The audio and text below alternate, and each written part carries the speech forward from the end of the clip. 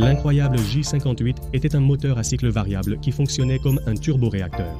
Un turboréacteur, mais avec une purge d'air pour aider un statoréacteur ou un ramjet. Qu'est-ce que c'est? Et qu'est-ce qui le rend spécial?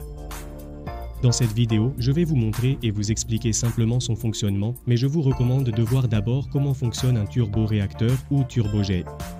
Dans une vidéo précédente, dont le lien est ci-dessous, je vous ai parlé de ce sujet. Bienvenue dans cette nouvelle vidéo. Mon nom est Marcos et ceci est le monde de l'aviation.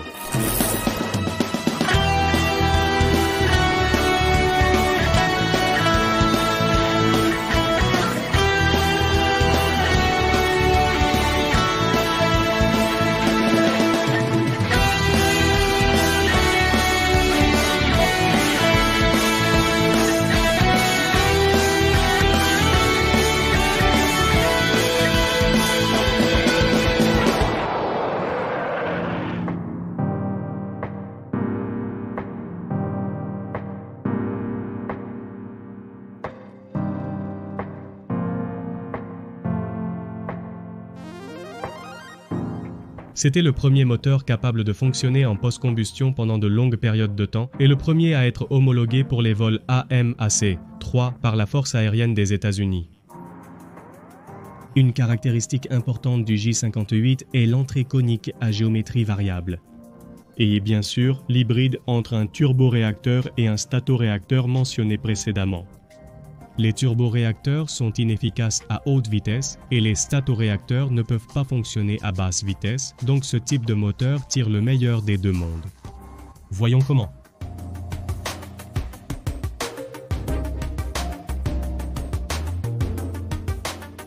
Dans les gondoles des ailes du sans réserve, 71 se trouve le moteur J58. La prise d'air, l'éjecteur de gaz, Autovera. À part le corps de l'avion.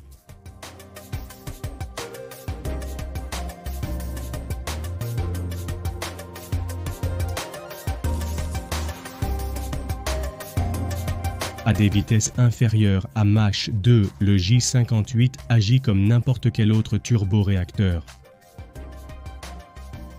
L'air est dirigé vers la nacelle et s'écoule à travers la prise d'air. L'air est comprimé avant d'entrer dans la chambre de combustion,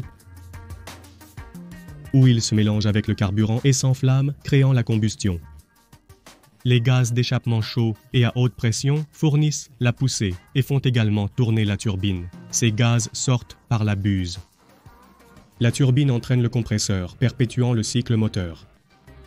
Juste après la turbine, le dispositif de post-combustion ajoute du carburant à l'échappement des gaz pour augmenter la pression et la poussée.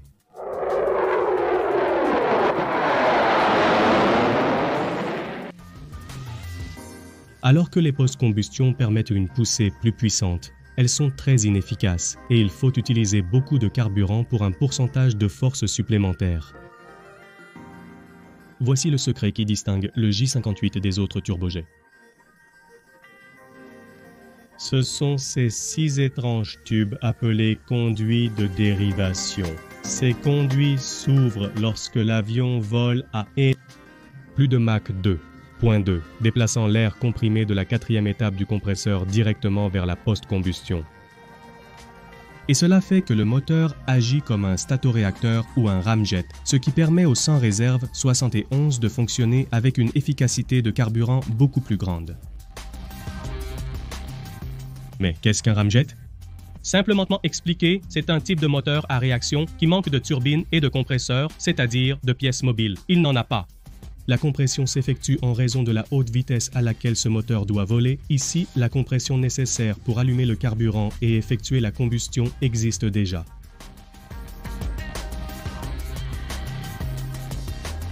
En revenant au sans réserve 71, l'action combinée du turbojet avec celle du ramjet fait que le J58 est un moteur unique et nous pouvons l'appeler turbo-ramjet. Et cela permet à l'avion de voler à des vitesses qui feraient fondre un turboréacteur normal. En raison de la vitesse de l'aéronef, l'air est préalablement comprimé dans une proportion de 38,8 à 1. Et lorsqu'il passe par le compresseur, une proportion de 1.6 à 1 est ajoutée.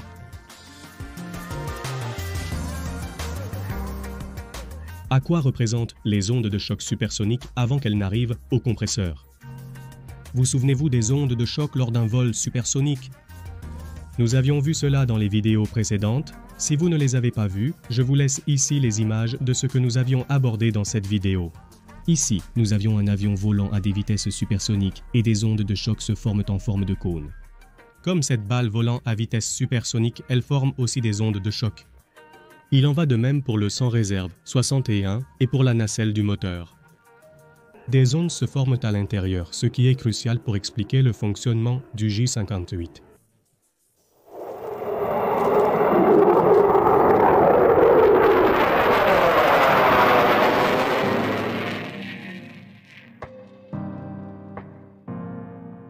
La forme du SR61 est aussi cruciale pour le fonctionnement du J58 que le moteur lui-même.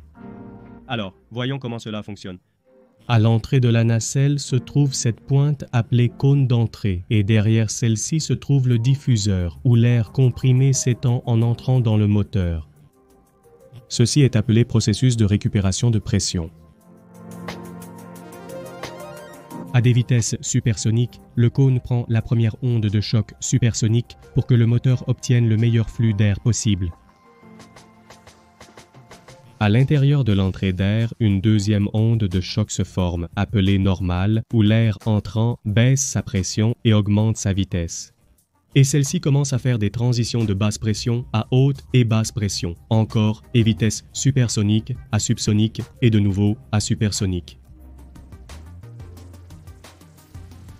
En augmentant la vitesse, l'onde de choc normale se termine à l'intérieur de l'entrée et plus la vitesse est élevée, plus elle sera en arrière. Lorsque l'avion atteint Mach 1.6, l'onde de choc normale se termine à la meilleure position pour récupérer la pression. La pression dynamique, causée par le vol supersonique à cette vitesse, est utilisée à l'intérieur du diffuseur. Et lorsque le sans réserve 71 vole à Mach 3.2, ce rapport de pression est très élevé, jusqu'à 90%. Ainsi, pour maintenir l'onde de choc normale à la position optimale pour la récupération de la pression, le cône se rétracte. 1.6 pouces, environ 4 cm, et cela pour chaque augmentation du nombre de Mach après Mach 1.6.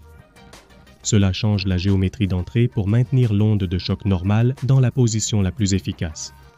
Et voici la partie intéressante. Lorsque l'avion atteint la vitesse de croisière de Mach 3.2, l'onde de choc externe se place directement sur les lèvres de la prise d'air, appelée capot et bec d'entrée. À ce moment-là, il s'est retiré. 26 pouces, environ 66 cm, et c'est la vitesse à laquelle le Jota 58 atteint son rendement de carburant maximal. Avec la récupération de pression à l'entrée, effectuant la majeure partie du travail de compression de l'air pour être ensuite utilisé pour la post-combustion.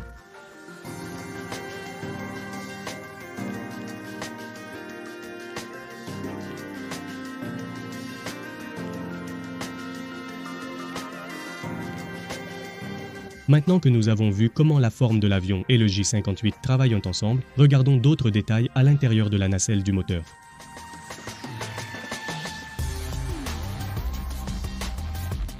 Positionnée à l'intérieur de l'entrée se trouve la partie de purge d'air qui capture un peu de cet air entrant et le fait passer à travers un anneau extérieur appelé piège à choc qui réduit la vitesse de l'air jusqu'à ce qu'elle soit subsonique et le guide à travers tout le moteur, l'entourant pour le refroidir, puis il est expulsé de la nacelle par l'échappement. À moins de Mach 0.5, il n'entre pas assez d'air pour refroidir le moteur, donc plus d'air est introduit par des entrées d'aspiration secondaires qui sont en position intermédiaire le long de la nacelle et se ferment après avoir dépassé Mach 0.5, qui se produit après le décollage et avant l'atterrissage.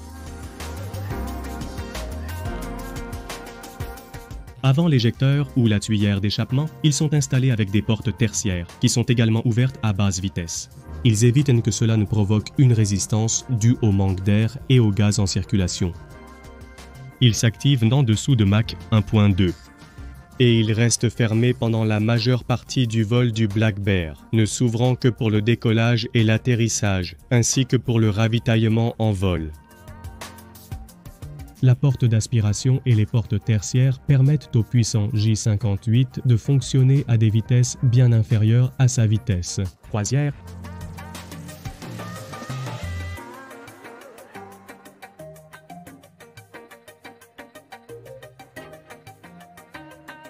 Les derniers détails que nous allons voir sont nécessaires pour maintenir l'onde de choc normale à l'endroit d'entrée correct.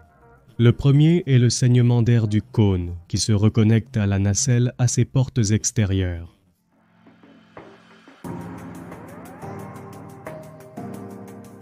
À basse vitesse, cela permet au moteur d'extraire de l'air supplémentaire, tandis qu'à haute vitesse, le saignement d'air élimine la couche limite. Une couche d'air turbulent à basse pression qui adhère normalement à la surface du cône et réduit la récupération de pression.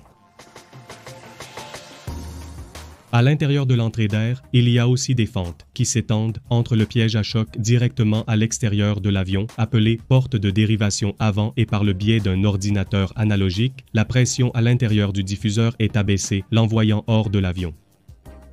Mais si le pilote veut réduire la résistance en accélérant ou fournir un refroidissement supplémentaire au moteur, il peut ouvrir une dérivation qui dirige la pression supplémentaire à travers la nacelle.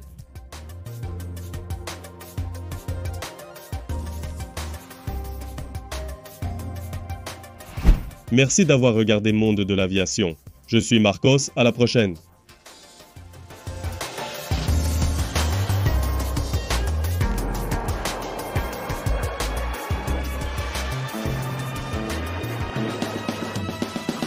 Merci.